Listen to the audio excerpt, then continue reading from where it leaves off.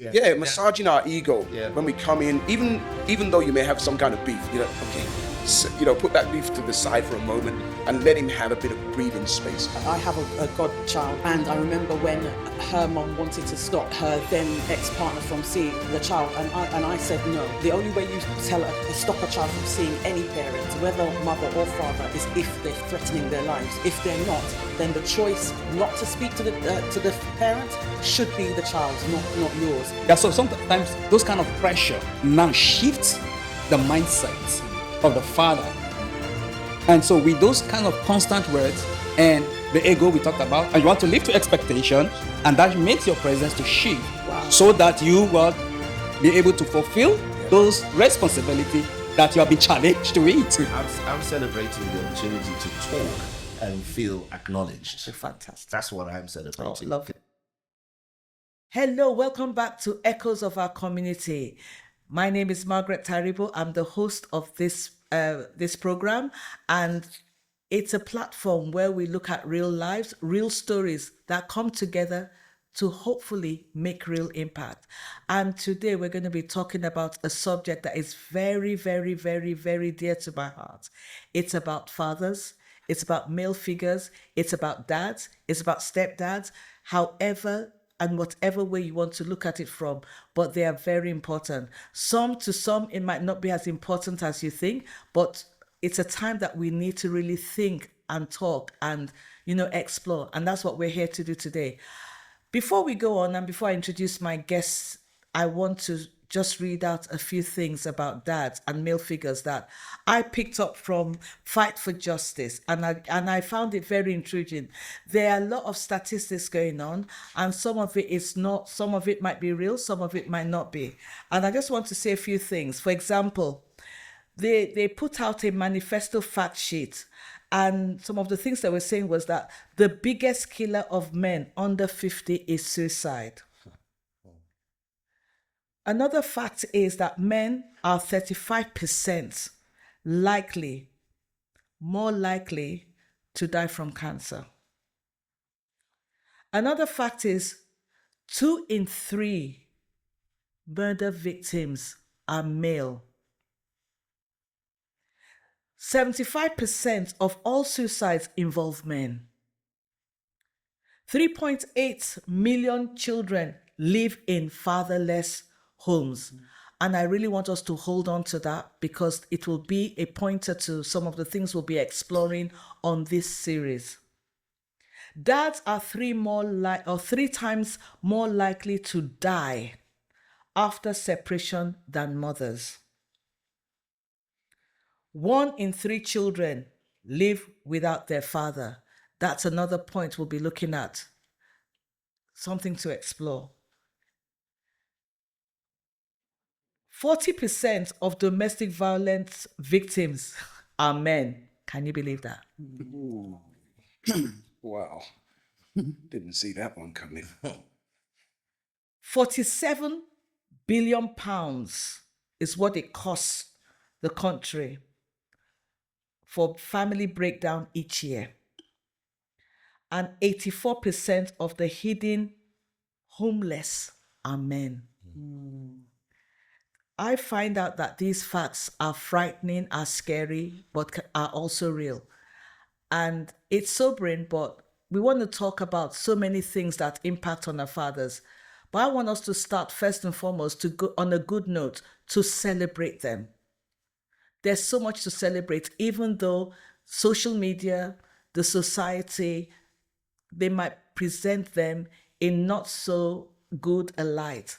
But we want to talk about something good. So let's celebrate dads today. Let's celebrate uncles. Let's celebrate stepdads. Let's celebrate brothers. Let's celebrate them because there's something good to celebrate. So on that note, I'd like you to join me to welcome my guests, and they're going to introduce themselves, but let's start from my left. Yeah.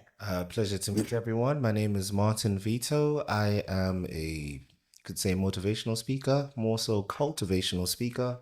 I work with young people from different age groups, have a history in education, worked in education for about 10 years plus, and now I help young people find employment who've come from challenging backgrounds. Beyond that, that's my day job. And then my superhero job is making music with some of the young people that I've met along the journey. And we are trying to make meaningful media. So we run a whole team called UIT Media. And we also have a company called Unleash Your Talent TV Limited. So we go around doing workshops and supporting young people in different spheres. And the ultimate aim for me is to have as much impact as possible. You're doing those welcome. kind of things. So let's just check in. How are you feeling today, Martin? I'm feeling super tired. No, I'm playing. I'm feeling good. Feeling focused and ready to enjoy today's conversation. I'm glad that you said that, because even though those stats I read and the facts are like scary, but we want to have a nice time, don't we? Yes, of so we're going to enjoy ourselves today, no matter what. So you're welcome once again. Thank you so much for having me. And who do we have here? I'm Solomon Bauer. I'm a lecturer with University College London, Department of Chemical Engineering. And it's a passion actually engaging with the young ones. That is why I decided to be in the academics rather opportunity are coming in the industry, but that's not my passion. I like to be talking with the young minds. And at that stage of their career where they come to the university, it's an opportunity to shape their future, also instinct very good characters and a kind of transferable skills that will help them. Yes, as the host has said, those statistics is scary, but I'm glad I'm a father. I'm a proud that I'm a father of two, and we'll add to the positive side of the story, and that is the essence of this session. So that despite that negativity, but in due course, the positivity will outweigh the negativity. Thank you so much. I really like it. Really, really do. So you're checking in. How are you checking? How are you feeling? Yeah, I'm feeling good, great. Hoping that we have a wonderful session that will help people out there. Thank you so much.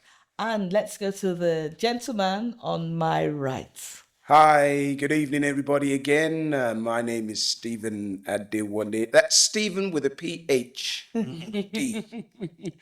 Yeah, I am a father of 3 adults, and I think that's what qualifies me. I run a little talk on fathers, so that's my ministry, that's my business, and I enjoy just trying to get us thinking about where we are as fathers, what roles fathers play, and those statistics are really, really profound. And like the doc said over there, I'm really, really thinking and considering how each of us around here change that narrative, because we have heard on all the social media about how fathers are, how men are, how they are, but we, one day at a time, will chip at that and change the whole trajectory. True talk. Yeah. Thank you so much. Absolutely. So how are you checking today, Steve? Good, man. I'm ready to roll on this one. Thank you. And it will surprise you. I know it's not a surprise to so many that have been watching, but we have one of our regulars. She's the only lady with me. It's all about men this month, so we're excited, about but we have somebody that we all know. But you want to introduce yourself? My name is Elio Ajiboye. I am the CEO and founder of Wisdom Tree Communities, CIC, and I'm a parent and education strategist. And what I do is help parents build stronger communication between themselves and their child around education, and build that communication collectively to be able to have stronger partnership and relationship with the schools that their children are in. I also, my clients, where I know that they're from single parent backgrounds, I am a very strong advocate for fathers being present in their children's education, and try to help some parents where they've given me the opportunity to really differentiate between the breakdown of the relationship between themselves and the child's father, and have that separated from the need of the father to be present for their child's education. You're welcome. Yeah. And how are you checking in today? Are you excited about what was super excited to hear from these fathers today? Oh, fantastic. Yes, and like I said before, my name is Margaret Taribo. I'm the host of this program, and I'm the CEO for Parent Skills to Go. We work with families, young people, and parents. So we work on soft outreach activities and programs that promote well-being, whether it's economic, physical, mental, social. I'm also the author of Can You Hear Me? And we'll be looking at excerpts of that from that book today, and also living life in the foreign land. So you're welcome, and hopefully you're going to enjoy yourself. So you're welcome. So like we said before, fatherhood is not a title in itself. It's a journey. What do you think about that? Because we're celebrating you guys. Yeah. We're celebrating men. But have you ever thought about that? That fatherhood is not a title, but a journey.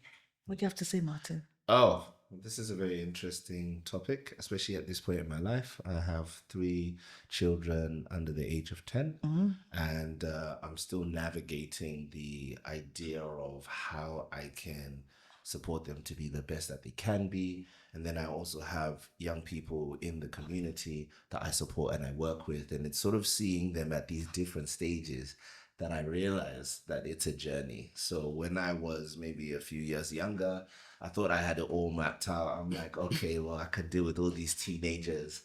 But watching my own children grow up, I'm now starting to feel a sense of displacement from where I was and trying to be like a better person for where I am. Does that kind of make sense? 'Cause they're growing, but it's like, I can't stop growing.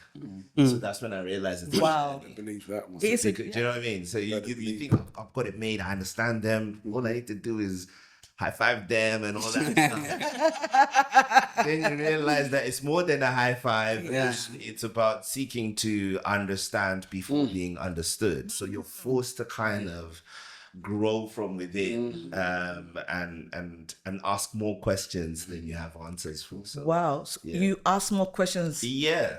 I'm deeply steeped in questions at the moment, and not always feeling sure of myself. And I don't think it's not necessarily a bad thing, because the more I question, the more I can find the answers. I've always been an inquisitive I really like what you said, question, and because that's where the vulnerability comes in. Yeah. And we all know that it's a hard thing for men to actually be open. Yeah.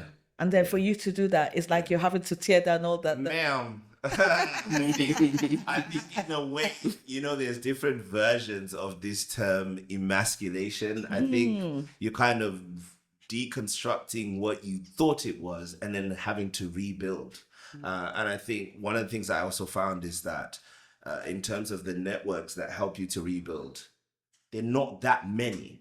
Oh, wow. So often I feel like maybe most men might abandon the journey of remasculating because who's going to help you build? It took many men to get you into this mess. It's probably going to take a few men to get you out. I think we have them around the table. Is that what I mean? And I'm so glad they're here. So Yeah. does that kind of make sense? So it's like in the past I used to be scared. I'd be like, oh, I don't want to be emasculated, because you hear this word and you think, what does that actually mean? Does that mean I'm just being stripped down to my nakedness and then I'm just going to be left to the side? But I actually realized that some of the really old ideas that I grew up with haven't really best suited the situation I'm in now. And so it's almost like there has to be a consistent rebuilding. Yes. So I found myself calling some of my male friends more now than I've ever done before, calling on their support, calling on their encouragement, because if I'm going to build this idea about men's rights, I've got to build it with actual real people, no assumptions. I really like that. So I'm reconstructing at the moment. I don't feel unsure of what I'm doing, but I definitely feel like I have to rebuild differently. I think we shared that on this on this platform where we say relearning, Yes. unlearning, and changing, isn't it? Yeah. Thank you, for That's right. Dr. Solomon. What's the journey been like for you as a father? Is it a journey or a title? Certainly, it's not a title, but a journey. Like, for example, when you marry, they give you certificate. Well, that is when you are starting. Come on now. But in the academics, which I am, is when you are graduating, they give you a certificate. But this is a journey that you are starting, but they're giving you a certificate of a journey you are just starting. The same with fatherhood. That I have 2 children. The journey I went with my first son is different from the second child. Wow. So that is why I agree with you that it's a learning process. Yes, sir. So, like for example, I teach some courses that are theoretical in nature. I teach also some lectures, some modules that are hands-on. The hands-on modules are more challenging to prepare than the theoretical. But the students get more experience and they learn more on the hands-on. When they go for interview, okay, cite example that when you work as a team, they can pinpoint the group work they did in the lab. But those preparation for those modules were actually challenging. So the same thing with father. It's easy to carry a title. Yeah. Okay, I'm a PhD holder. It's a title. But the fatherhood is a journey. And the truth is that what happened when a scenario happens, you cannot use a single way approach to it. There can be very different dynamics to it. And as you said, it's being open. And that is one of the hardest things. And that is why when we come to connect those thoughts, this is one of the standpoint, not being open. Because they say a problem that is shared is half solved. But getting to that point of you exposing, bringing yourself to the point of, oh, I'm helpless in this. It's when you say you are helpless, then you get help. But when you pretend that you don't need help, whereas you need help, then you die in the inside. So fatherhood is actually a journey. And as you move along, a lot of things comes together. And where do you reach out to? Wow. And those kind of inputs that comes together, like for example, when you cook food, it's not a particular item that's standard. It's a contribution of different ingredients that make the food very delicious. And that is the journey process. Wow. Well, I just don't know what to say. It's like, It's already begun. It's begun. There's something you said there, but we're going to come back to that because I think we're going to look at the fact that even as the sharing and the vulnerability as fathers, but also as Black dads, we're coming back to that, and the community. But Stephen, Wow. journey or title? I think it's a bit of both, but I like to go down the route of the journey because when you set out and you become a father, you are not prepared. And there's no manual for it. Like you said, Doc, there's nothing anybody can put in your hands to say, this is the route this is how it's going to be. Because it's different for each and every person because we're all made up of different things, constructs, time, history, and I just think, and I just thought about the word father, but then he needs a hood. So what is under that hood? And the father needs protection. When you think about a hood, there's so much under that hood that needs to be cared for. So in terms of how do we look after each other as fathers? Wow. That's where I'm looking at the hood. Is it a good thing? Is it but it's a journey. So if you open your car up now, you got all that thing in there. If something's out of line in there, it affects the whole car. So, and I think as men like that we need each other, and we really do need to have forums like this where we talk about those things. But I have 3 adult daughters, like you said, Doc. The way I started with my first daughter is completely different to the second, and it's completely different to the third, because because I'm different, their mum's different, each child is different. And if we paint the whole thing with the same brush, we have a whole lot of problems. And I think that has really been a big thing within our communities, that our culture has dictated that daddy is the boss and the boss says it and it's final. But we live in a culture where things have shifted phenomenally. And if we're not willing to, make the adjustments, is where we find ourselves in so many problems that then end up having children that are all over the place, and we're not satisfied within ourselves. And we then, on top of that, we don't know who to go to talk about this, because there's this thing called ego. There's this thing we call ignorance. There's this thing we call pride that plays into the whole narrative of being a father. And that journey, I believe that journey, once it begins, it doesn't end. But we got to learn from each other. And like you said there, you said something about Oh, I forget what Was it I is. saying? It was talking about the emasculation or No, it was even at the top of the conversation that you said, and I forget what I wanted to say. But it's okay, you know. We'll get back to that. We'll get back to that because I want us to explore what you said just now in terms of being open and what we said before, but not just as fathers, because men generally, you don't talk. You don't talk. I don't know now because, but then as black men, culture. Yeah. How have Say it louder. You didn't. You went down with. You went with the word before that. black men, Yeah, because you went down on that. black men, Yes. culture, and how's that fit, you know? Because remember, we're celebrating, but we want to be real first and look at those things and let's say, how's it been? So, listen, to be honest with you, working in education, you get to see the varying effects of fatherlessness. And, you know, big shout out to all the students that I've ever taught. You guys are amazing. You've inspired me and you continue to inspire me even when I don't see you. It's nice to see you on the street all grown up. But I will say I've seen the varying effects of that because you could be at a parents' evening one night and, you know, you've been hammering on to Charity about fixing something that she's supposed to fix in her work. But Charity has said things weren't going well at home. And then you're expecting that, no, when I see dad, when I see mom, we're going to have a conversation, and then nobody shows up.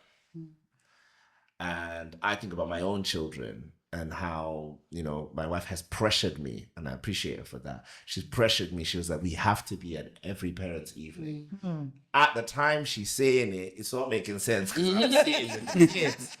I'm seeing with the kids in secondary school. But then when I see the parents not coming, I'm like, so how did we get here? There's a point they were coming and then they stopped showing up because they were expecting the teachers to do something. Then you got a lot of angry children. So I've taught a lot of angry children, and then I've had to say on several occasions, are you okay? Do you need a hug? Like I've had young people get angry in the lesson.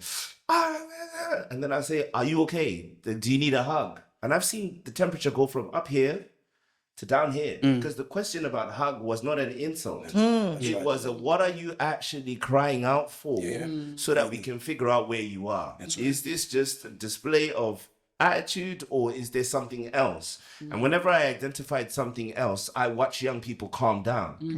And then I go up to them and say, hey, listen, you need to just chill. Like, I know things are difficult, but you need to just chill. You don't need to make it a big issue. I'm not even trying to embarrass you. I'm talking to you. Just relax. 99% of the time, I'd get great results. And then next time I see that young person, guess what they're saying to somebody else? Hey, shh, says talking. Because for the first time they felt heard. So if you were to say to me, what is it that I've felt has been needed for so long, is just for people to be heard. Absolutely. But you don't feel heard until you feel acknowledged in a place. And I think for black men, that it's the acknowledgement that usually starts the process of going, oh, so I can speak out here. So as an example, you've brought us onto this podcast and you've said this is about fathers. Automatically there's acknowledgement there. I can't see a man going, I'm not rising up to that occasion. But I can imagine if you were saying, so first of all, I want to talk about these statistics. Men, what is wrong with you? You're likely to pressure silence. Come on. And most men are going to go, first of all, my ego's been hit. Second of all, my frustrations have been activated. Third of all, my childhood trauma has been triggered. Therefore, silence. Wow. Can I just bring in Elio into that a bit? Because these are the things that we look at really in terms of, the thing about social services, that's not there. And it's like that hitting out. What do you have to say about, I don't even know if I can say anything with all the richness that you have shared. But one thing I can say as an observer, being a parent, but also working within the system, is that the system, inverted commas, whether it's education, whether it's economic, has very carefully and purposefully deconstructed the family. And by that, I mean that they have caused the presence of absent fathers who want to have a voice but can't have a voice, whether that's in the legal system where they are demeaned. I've always, I would give an example. I have a godchild, and I remember when her mum wanted to stop her then ex-partner from seeing the child, and I said no. The only way you stop a child from seeing any parent, whether mother or father, is if they're threatening their lives. If they're not, then the choice not to speak to the parent should be the child's, not yours, because you're coming from one angle and they need them at a different angle. Do you understand? So the system, everything about the system is deconstructing the family on a daily basis. Fathers, I've always said to my clients, if you want the school to sit up, get the father to write the note. Get the father to write the note in school. Get the father to be present at the parents' evening. You will see a different way in which those teachers present themselves to you as a family. Do you understand? Fathers' roles for me, I'm a woman of faith. So, for me, I understand the power and purpose of a man being present in every area of life, not just in the family. But as I said, the system is weakening the family construct to the point that fathers don't even get a say. In Africa, anything happened, the children go to the fathers actually, whereas here in this country, it's always what the mother says. And I'm not saying that the mother is not always saying something right, but the father has a right and has a role. Yes. And that role is not, as you said, it's not a title. It is a journey. It is a purpose that they're fulfilling. And yes, there can be arguments down the line that there are some traumatized children in our men, but they're in our women too. But the role of a man should not be belittled for any reason. It's so interesting you said that, because there's a saying that I always have is like the first gift a father can give to his child is his presence.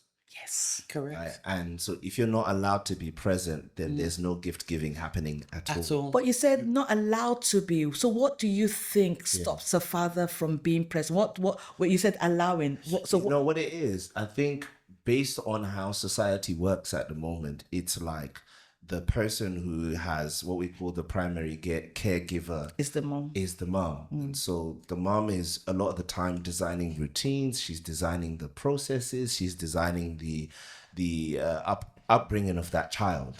And so it is very easy, because most men who are interested in the progress of their children are likely to be in the workplace, really looking at how do I sort out my life? How do I fix it? And sometimes they get celebrated at work. Sometimes they get ignored. Sometimes they get overlooked for promotion. So they are out there fighting the world, and then they come home and they're struggling to be present because the worry is on what is going on outside. And remember that the child's routine is being kind of cultured in a way whereby outside world shouldn't affect inside home. But the man is going in and out of this environment and not knowing how to come back to this, because you're not necessarily factored in unless you're factored in. I don't know if you get what I'm saying. Like the same way in which the child's routine is created, how do you, if as a man you're not sure or you don't know that you're supposed to, how do you slot into that child's routine? So you're trying to say, I don't know whether you guys want to chip in here, when you say, okay, do I feel allowed in? Because sometimes it's an unconscious thing on behalf of the mother as well to say, because we know it, don't we? We just like, and then the societal expectations. and so you put yourself there, and then the man automatically feels that I can't do it, I can't do it right. What do you think? Yeah, just to back up what Martin said, I always say that the greatest present you can present to a child is your presence. And the truth is that sometimes is the burdens and the responsibility that falls to the shoulder of the man that you think as if you don't have time to show your presence, to be an effective presence around the family. Like, for example, my son, he shares sometimes, he says, oh, Dad, when will you take me to school? And when will you pick me up? So, and the family, especially the children, they value the presence more than even the gift. Yeah. And that, I suppose that's debatable, because some people, some moms some, not all, Yeah. will say, "You're useless, dad. What are you doing to bring in the money? It's all on me." Bill's got. So there's no. Can you win? Really? Can you win? You said something. So- yeah, sorry. Yeah, so sometimes those kind of pressure Yeah. now shifts the mindset of the father. Yeah. And so with those kind of constant words and the ego we talked about, and you want to live to expectations, and that makes your presence to shift Wow. so that you will be able to fulfill those responsibility that you have been challenged to it. Wow. Because a man feels powerful when he is present, and his presence has an effect. Yeah. So that in a way that connects with your ego, that Yeah. connects with your intelligence, it lights you up. So some men will have a preference to go to work because they fire off their thoughts, something happens, someone does something, success happens. Even when failure happens, the man is going, okay, how can we do that better? How do we fix that? But when you go home into a routine that you haven't designed, you didn't institute, you might have donated to the process.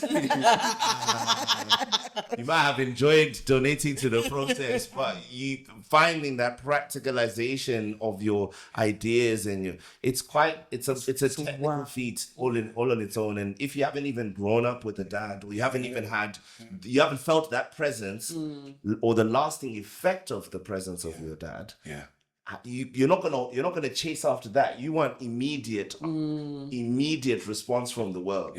Ooh.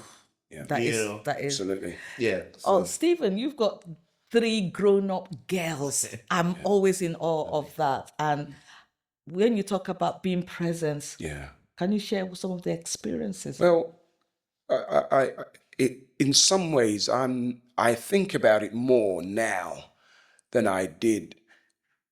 Starting off again, I've often said this, and it sounds like a broken record, but ultimately, I parented the way that I was parented. I followed the role model that was in front of me, the blueprint, which was my dad. And yes, he was there and he fulfilled his role, but in terms of actually being there to say, you know what, well done. You know what, the one word that I ask, and I ask this in my groups as well, for your dad to say to you, I love you. Ooh. I ask you, gentlemen, sitting here, how many times did your dad tell you that I love you? And so me parenting my girls in terms of these things, I messed up. You understand what I'm saying? I don't say that as in a matter of pride, but I messed up. But I was able to understand that, one, if I'm going to bring these ladies up the way that I wanted them to be, I am going to have to adjust what my issue is. I have to look at what has been going on for me. What have I been lacking? What have I lost out on that I don't know, that I now need to be able to, that I want my ladies to see. I want them to have. And it's taken a bit of a while, but to say to myself, I messed up. And I don't know what I'm doing here. I really don't know what I'm doing here. And to go into that process where I met with you, Margaret, and to learn that there are ways, there's methods, there's things out there you can do. But in listening to you now as well as my brothers is also to highlight the fact that when those pain pangs come, that we don't have anybody to speak to. Because if we go and speak to our ladies, they're not on the level that they will understand The way that the way that we're thinking. Yeah. Now, if I come into an environment with you guys and we just kick it off and we start talking about, remember this, or what about this, what about that, and then that acknowledgement, I think that is it. So do you think the culture now is shifting to say that men can come together and talk? Because coming from that background where we know they don't want to, pride comes into play. Do you still think that there's still an issue with talking? I think there is. I think there is, but it is shifting.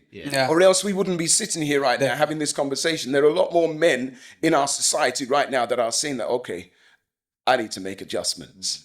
And if I don't, then there's going to be a bigger problem. So yeah. But can I say, I don't think there's ever been a time that men don't want to talk. I think that societal norms, expectations, and stereotypes required them not to talk. Didn't think it was right for them to talk. Talking is a woman's thing. Do you understand? Don't talk like a woman. Or what do you say? Oh, my boy, you're just gossiping. Or men don't cry. You're not a man. Yes. So there are these subliminal messages, even with the Gen X, Y, Z, that are still being carried from our generation, where men don't cry, men don't do this. So these statistics, for me, they were quite heartbreaking. But I'm not surprised, because if you are suppressing, you're masking in education. We call that masking, isn't it? When you're masking your feelings all the time, you will get to a point where you implode. Absolutely. And this situation has now made you have fewer network platform for men to come together to talk. But you have a lot for women.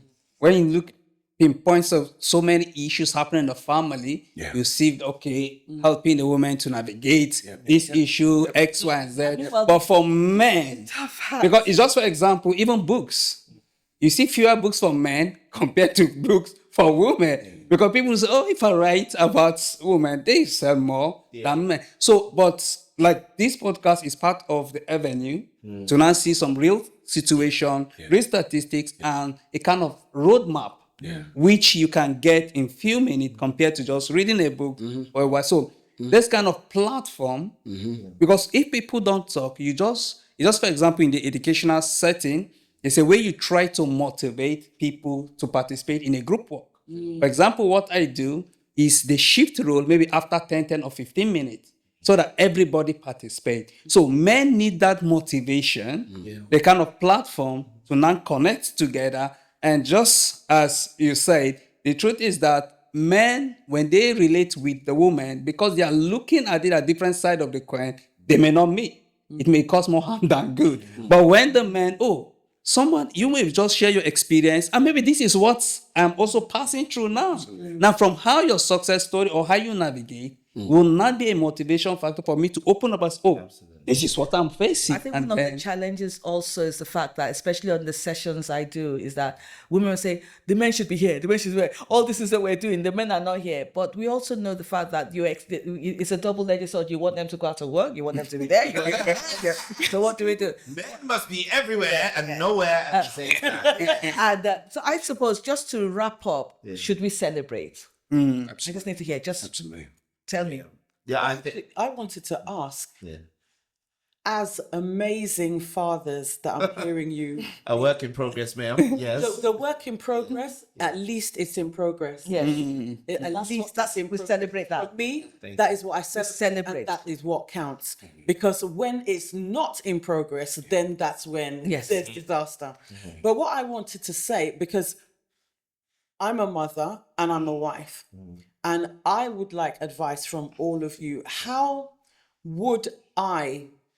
What would be the way that mothers such as myself actually get husbands to be able to speak, or actually encourage ways in which husbands can be part of that routine if they want to be part of that routine? It's funny you're saying that, because I kind of came across a statement that helped me understand this a bit more. They said, person was talking about what's termed as moralized preference. So say, for example, you want something done in a particular way, and you ask your husband to do it, and he goes, okay, I'll do it. And maybe he doesn't give you a definite, but he said he's going to do it. And maybe he's going to do it tomorrow morning. But when do you want it done? Now. Already you've got two different opinions about when that thing should be done. But what the person was saying is that a lot of females are guilty of is moralizing the preference.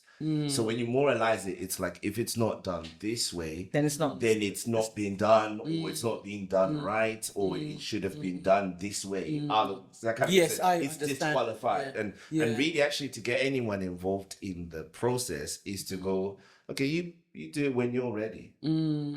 But you give the space for the person to do it. Yes. Now, if they don't do it when they're ready, that's the point to now go, but you said you were going to do it. Then you can have a discussion about Yeah. what happened. Did you forget? Okay, next time I'll remind you. But so a lot of the times, some people get lost in the arguments about why didn't you do it? When I wanted you to do it. When I want you. yes. And the thing Or is, just it's- be honest. I need it done. right. Yeah. Right. See, look at what you just said there. Yeah. The key word was need. Yeah. Now, what are you trying to activate? Are you trying to activate the boy or the superhero? This Because, right, if you want the superhero, I need you to do this. When you hear the word, I don't know, I know many men, but when you hear the word, I need you, it's vulnerability on your part. And then the man has a choice to rise up to that. Yeah. But if he doesn't feel the choice to rise up, because there was no stakes raised, it's more mistakes noticed.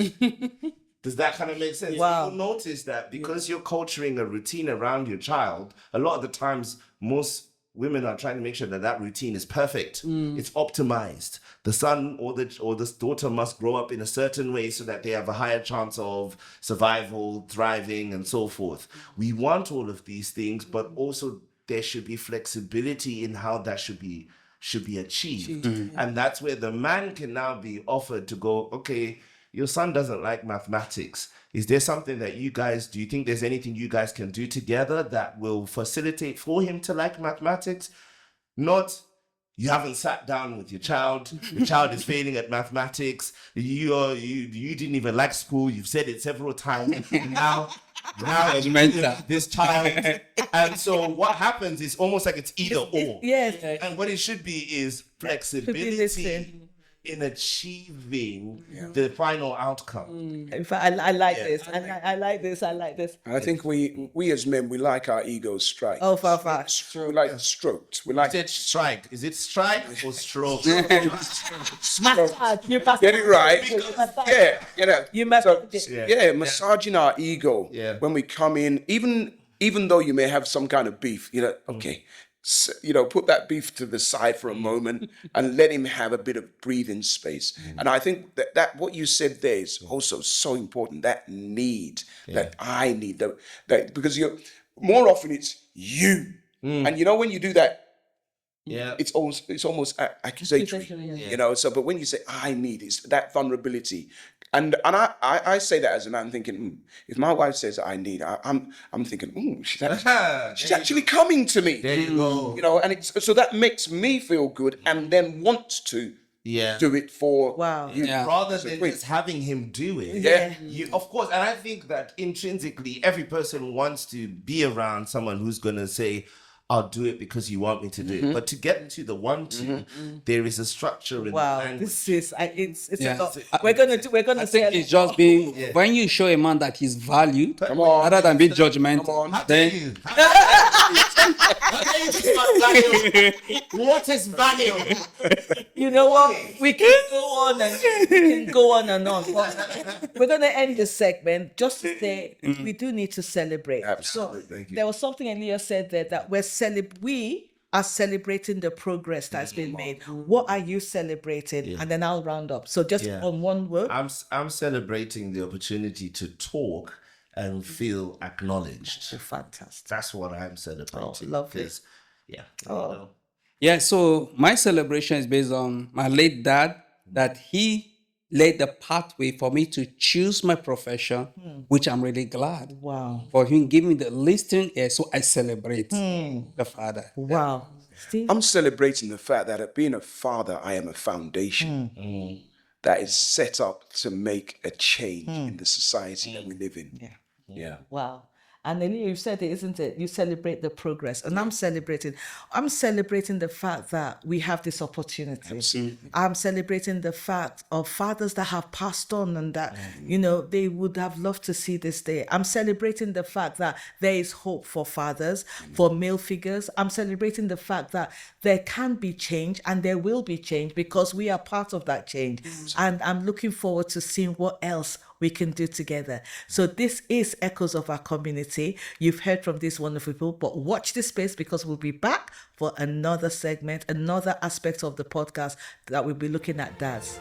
Thank you for watching.